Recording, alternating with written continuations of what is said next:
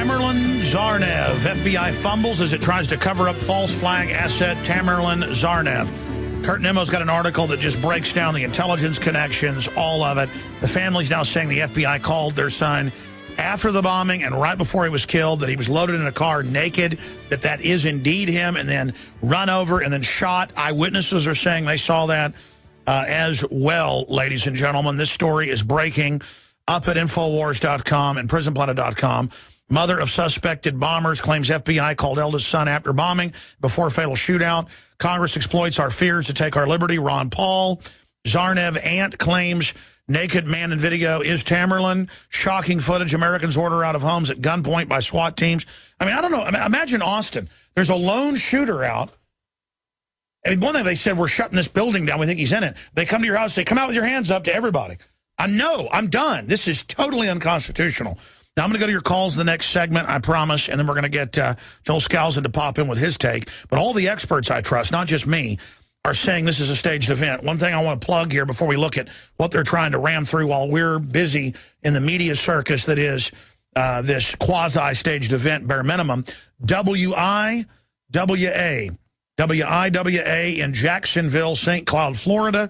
As of today, April 22nd, WIWA in Jacksonville, St. Cloud, Florida, will air the Alex Jones Show 24/7 via high-quality satellite stream. And you can pick up 24 hours a day the internet stream that they're going to feed to XDS satellite receivers as well. The station manager is Jerry Smith. So they are, and of course, there are some stations out there. There was one for a while in Seattle that does coast-to-coast AM 24/7. They got high ratings with that. And we've got a lot of stations that air us live, then again at night, because it just gets more and more popular. But this is great, so you can find out more. Guys, give me their website. I'll plug that too. WIWA in Jacksonville, Florida. And it might be good on these plug sheets if they give me the frequency. And hey, John, will you give me the frequency? I mean, I'm giving people the call letters, but hell, I can do it. I can go to Radio Locator and do it. It's like I'll get ad copy I'm going to write to say, here's your ad, and it just says the name. It's like, you write it. You know, you do everything, Jones. People want me to come, I guess, into the bathroom, become groom of the stool or something, too. I can do all the butt wiping around here. 11:60 a.m., ladies and gentlemen. Excuse me, David.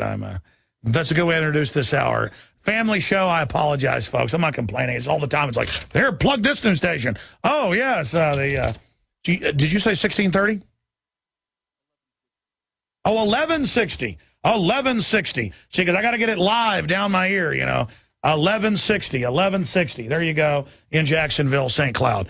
Okay, shifting gears here with a quick update and report on what's being rammed through with our reporter David Knight while we're watching the martial law takeover conditioning. Well, what we're looking at is a threat of imposing the Patriot Act on the Internet. Now, the House passed last Thursday the CISPA Act, which has been around before, and it was killed once before, along with PIPA and SOPA and the Cybersecurity Act of 2012. All those things have been brought up. All those things were defeated. But then as it was going through last Thursday, it was pretty amazing what happened in the House.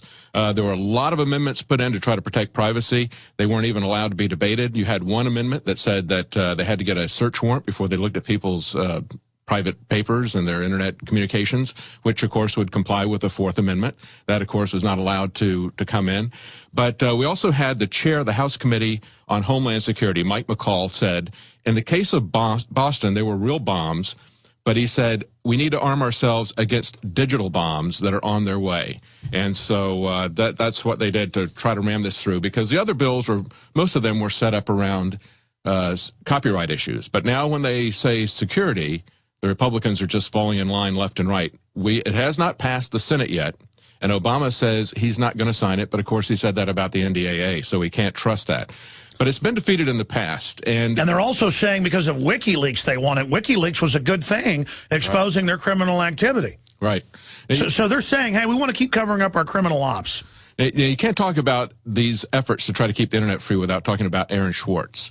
Aaron Swartz died in the middle of January. He was just 26. He was under indictment by this same U.S. attorney that's going to be trying these bombers in Boston. and she threw the book at him. Local prosecutors were just going to let him go as a misdemeanor charge. She put 13 felony charges on him and had him looking at a 35-year sentence. She got a lot of criticism because a lot of people said that she drove him to suicide, but I'm not so sure that he committed suicide. Yeah, folks, when you hang yourself in a jail cell, there's a good chance you were murdered. Right. Well, he basically, to defend Carmen Ortiz, her husband did a tweet that said that she had offered him a 6-month deal, and he turned it down. Not that he was looking at a 35-year sentence. That Twitter account has subsequently been taken down, but that information got out, and there were screenshots of it. People got that from the archives. Also, he was under indictment after he was still fighting these SOPA, PIPA, CISPA acts, even after he was under indictment. This guy was a fighter. He was not somebody that's just going to, kill himself in despair. I don't believe. Of course they murdered him. But That's what they did. Let's look at a couple of clips from him. The first one talks about some of the technical issues with cybersecurity. It's just about 30 seconds. Can we go to that clip? I think it's really important that we stop cyber attacks. And the way to do that is to make our cyber systems more secure, to close the vulnerabilities that allow attackers to get in. But the problem is the government's doing the opposite. They are funding the creation of vulnerabilities. They are offering rewards for people to find and build vulnerabilities into the system and give it to the U.S. government, so then the U.S. government can launch cyber attacks on other countries. Now, did you get that? He said the real problem with cybersecurity is that the government is creating and funding them.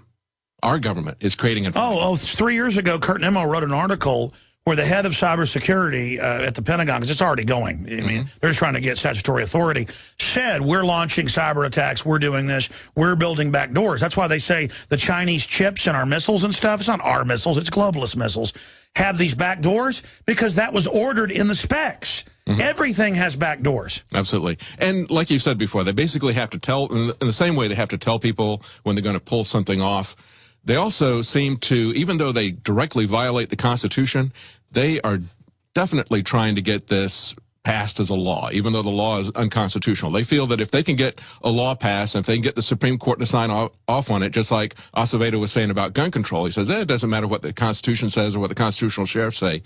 If the Congress passes a law and the Supreme Court says we're fine with that, that trumps the Constitution. That essentially amends or nullifies the Constitution. So they're really pushing on this. But the question is, what does this bill do? How does it violate the Fourth Amendment? Well, even though it's our own government that is funding and creating these attacks, these vulnerabilities, as Aaron Schwartz pointed out, they're using this to come in and get information about you they're going to use it to get information about you from Facebook and Twitter. And they're going to do it in a devious way. Instead of the government coming in and saying, we want that information, they're going to provide liability protection to Facebook and Twitter and any corporation to voluntarily hand over that information to the FBI. And I've been saying this since they told us in 2001. I was reading the minutes of the Internet 2 meeting. I think it was in London that year. They've had it in Austin and Tokyo and other places. And they said, in the future, we're going to shut off the old web, but we're going to phase it into Internet 2, where it's only institutions and big corporations. You'll have to waive your rights to be on it, and then there'll be no freedom because you've got to waive it to be on it, but we're going to kill the old web. And that's the plan. They force you onto these pretty much government creations like Zuckerberg's, where he said they're dumb effers. He's at Bilderberg Group, Google, all this, and then you're on it. And then it says you have no rights, and so everything you're doing is spied on. Plus, when you sign a contract to be on the cloud, everything you're doing isn't yours now. Well, this will also negate any privacy agreements that have been out there between Facebook and users or Twitter and users. Anything that's out there, any agreement to protect your privacy will be null and void if CISPA goes through. So it gives them liability protection. Exactly. And so CISPA supporters are outspending people who are opposing it by 140 to 1. $605 million to push this thing through, $605 million versus only $4 million to try to stop it. And it's big defense contractors. Tell them about that. Up to $10 billion per company just to spy on us. Right. Well, Mike Rogers, the $10 billion figure, comes from Mike Rogers' wife. Now, Mike Rogers is the congressman that's really spearheaded this. He reintroduced CISPA 1 month after Aaron Schwartz died. And his wife is recently was the CEO and president of Aegis Incorporated. And they just got a $10 billion contract with the State Department. Now, Aegis... That's an offshore creep factory. Oh, yeah. Yeah, this is the organization that had more soldiers on the ground, private soldiers, mercenary soldiers on the ground, than the British had troops in Iraq. Yeah, so it's a bunch of foreign merc companies are taking over the web right now. Right. And Roger's wife, who was the former CEO and president, she just recently left, she's around doing speeches on cyber security and that sort of thing. So she's jumping on that bandwagon. And again, like I said, this is a contract going to the State Department. But let's take a look at the second clip that we've got from Aaron Schwartz. Can we play that clip right now? It gives us kind of an insight into what Congress's mindset is on this. Go ahead. I was at an event and I got introduced to a U.S. senator, one of the strong proponents of the original CISPA bill. And I asked him why, despite being such a strong progressive, despite having just given a speech in favor of civil liberties, he was supporting a bill that would censor the internet. And that typical politician smile faded from his face, and his eyes started burning this fiery red. And he started shouting. "Those people on the internet," he yelled, "they think they can get away with anything. They think they can just put anything up, and there's nothing we can do to stop them. They put up everything. They put up the plans to our fighter jets, and they just laugh at us. Well, we're going to show them. There's going to be laws on the internet. It's got to be under control." Now, as far as I know, no one has ever put up the plans to U.S. fighter jets on the internet. I mean, that's just not something I've heard about. But that's sort of the point. I mean, it wasn't a rational concern. It was this irrational fear that things were out of control. All right, hit pause. Here was this man, a United States senator. We're going to come back and finish this clip. I'm Darren McBreen, and these are some of the new items that are available now at InfoWarsShop.com. Alert the public to Obama's blatant abuse of power with the new Obama t-shirt. Obama's Joker face on the front and "Come and Take It" on the back. It's time to publicly call him out for what he is, a tyrant. Defend the Second Amendment with our top seller "Come and Take It" t-shirts. And look at that, women's cut tank tops and t-shirts now available. Nice hat. Plus the "Don't Tread on Me" flag. And now you can become a micro distributor of the InfoWars magazine. Plus, get your own copy delivered right to your door each and every month. And if you're tired, like I am, of you and your family being exposed to polluted drinking water, get the Pro One high-performance water filter. It gets rid of all pathogenic bacteria, cyst, fluoride, heavy metals, and numerous other contaminants. So join the revolution at InfoWarsShop.com.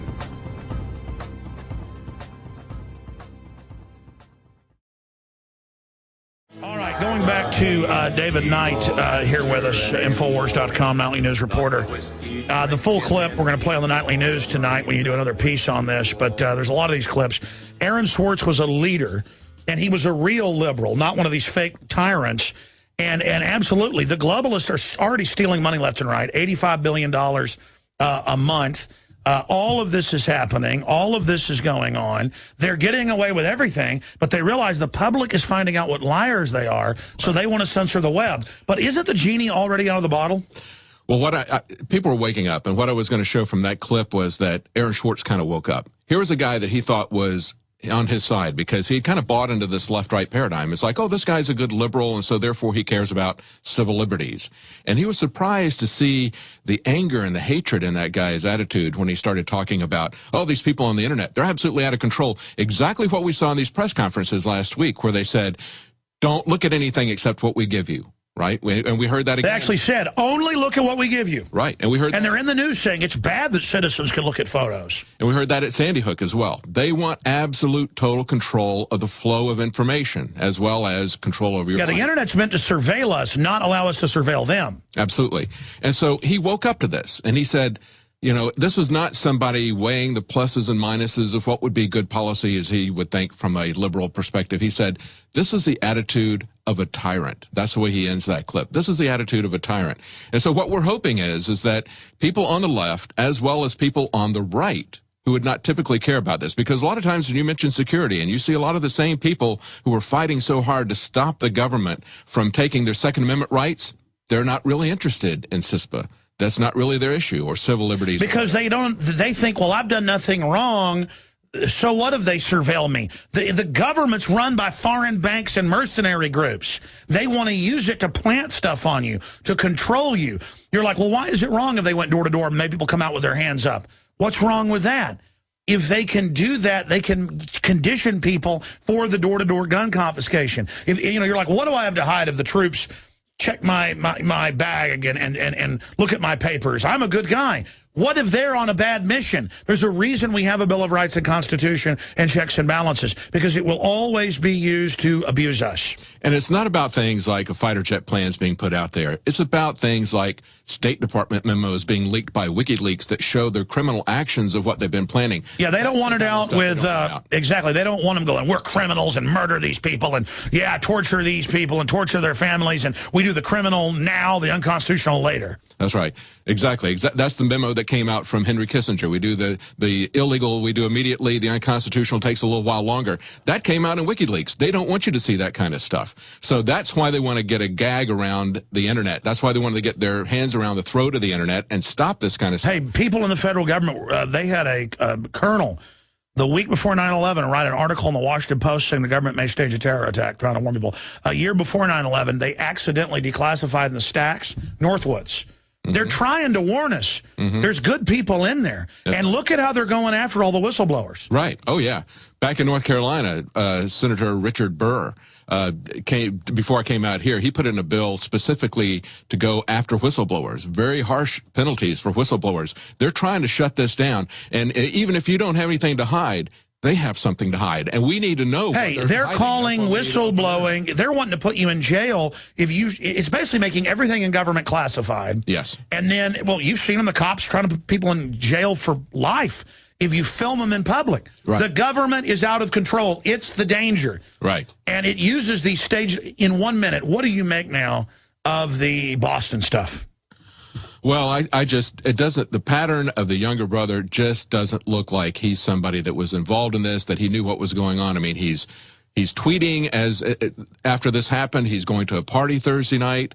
They went on the run after their pictures were put up that they were being looked at. And now it looks like they arrested the brother and executed him. Right, right. And it didn't make any sense looking at the early pictures. His attitude with his cap flipped back, not trying to hide his face, his backpack the wrong color and everything. And now we see all this stuff about how they pumped the boat like full of lead, just like they did Bonnie and Clyde or something. I mean, it's very suspicious. And then he gets out and is able to get out, but minutes later, oh, he's almost dead. He can't. Right. Yeah, it looks like he's walking, and then, exactly, they've got pictures of it. Looks like they walked him out of the boat, and then he's close to death the next time you see him. Just like the brother, it appears, might have been the one who was the naked man in the video, and then all of a sudden he's riddled with bullets and run over and that sort of thing, or turns up dead. Yeah, I mean, look at how they burned up Dorner and lied about it. I mean, there's no telling. And again, it's the classic cover-up. I had tried everything. I'd cut back the amount of food I was eating. I was lifting weights and jogging, but nothing was working.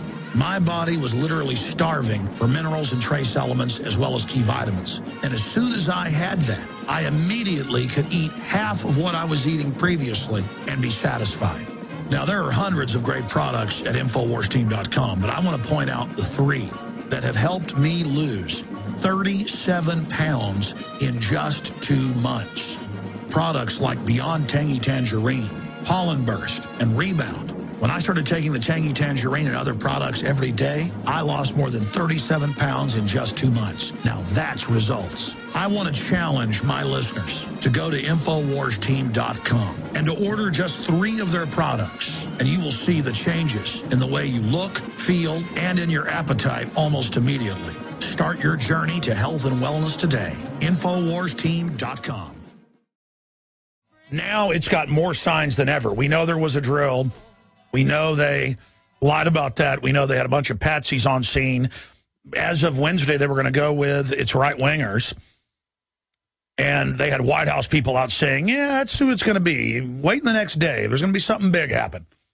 And they flipped the script. And it looks like set up some of their patsies who they may have actually had plant the bombs, which is a good lesson to you out there, like Tim McVeigh and others.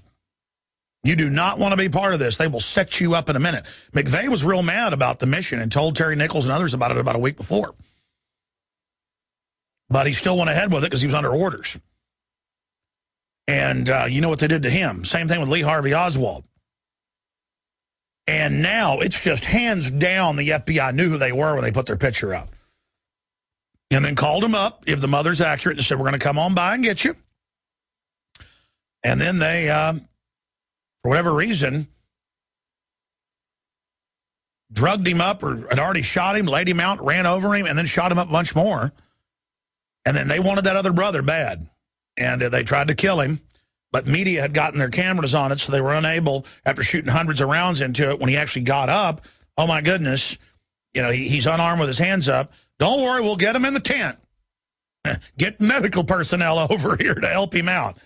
But it was a little too obvious if he'd have died on the spot. They made the call, hey, the kid doesn't know the whole story. We'll try him. Suspect charged in Boston bombing case, still in serious condition with gunshot wounds, was arraigned in the hospital Monday on federal charges in connection with Boston Marathon. And he wasn't given Miranda so far and is, quote, drugged being asked questions. You could put somebody on Halcyon and say, hey, you committed murders, didn't you? Yeah, I did. And you're Superman, too, aren't you? Yeah, I am. And you're also a Keebler elf, right? Yeah, I am. Live in that big green tree. I mean, they now drug up the Aurora shooter for trial. I mean, just give me a break. I guess North Vietnam drugging our pilots was good then. Let's go to Julio in Illinois. Then we got our guest coming on. Go ahead, Julio. Oh, man, Alex, it's kind of comical and sad at the same time watching the narrative, this continuous narrative being thrown at us by Big Brother and the corporate media. You know, if this were a movie, it would be kind of like a sick comedy because the public knows what's going on. Well, most of the public, I should say. And yet the Big Brother's throwing this narrative at us. They shut down a big metropolitan city like Boston for a 19-year-old kid. I mean, that's a joke. For them to throw this narrative at us, I remember I stood up all night Thursday night into Friday morning, and they said the naked guy was suspect number one, initial reports. And then within a half hour to an hour, oh, wait, it's not him.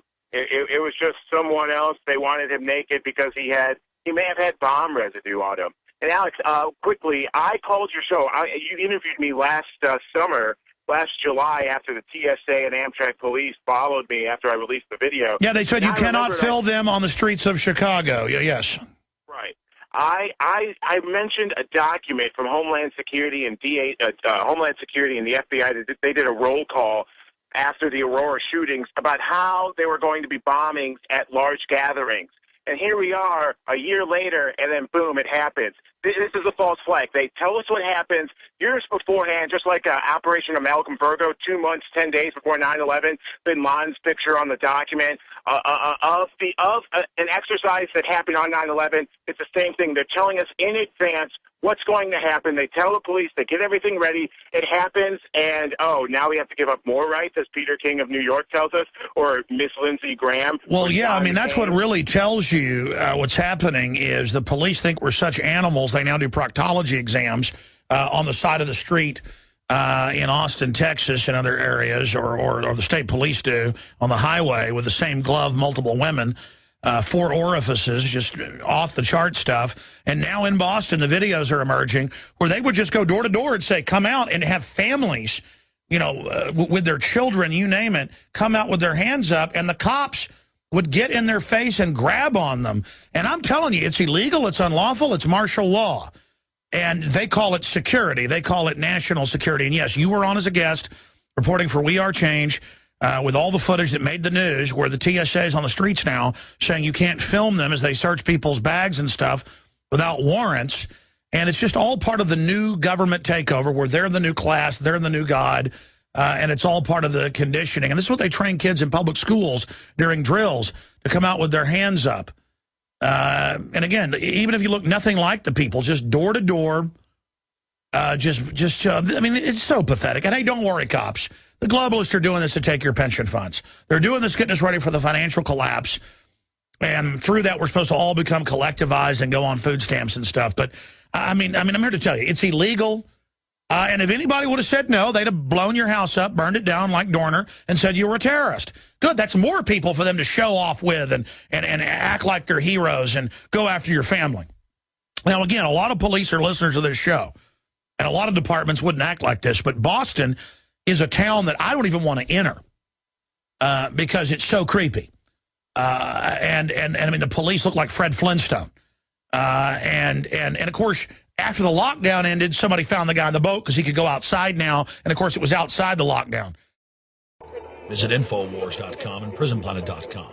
When you're on the site, you can also tune in 24 hours a day to my daily radio broadcast. There's also a free iPhone app to listen to the syndicated radio show when and where you want.